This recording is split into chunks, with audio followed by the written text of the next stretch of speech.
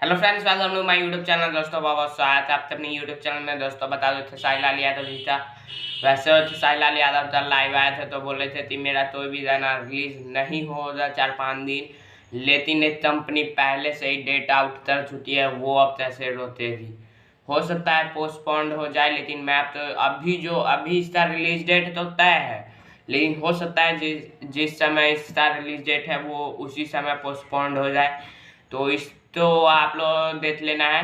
मैं इस गाने का डिटेल आपको शेयर कर देता हूँ। तो बता दूँ, इंटरटेन रंगीला पर एक गाना रिलीज हो रहा है, पानी पियबू। जी हाँ दोस्तों, सैया अरब दे लेना।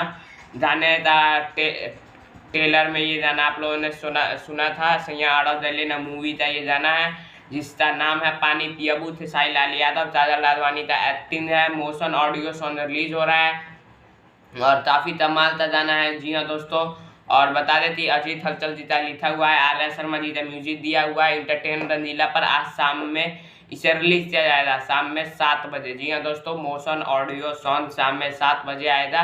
पानी पियबू गाने का नाम है। तो जाइएगा और सुनिएगा, और ये तो तब तक ले जाएंगे। जय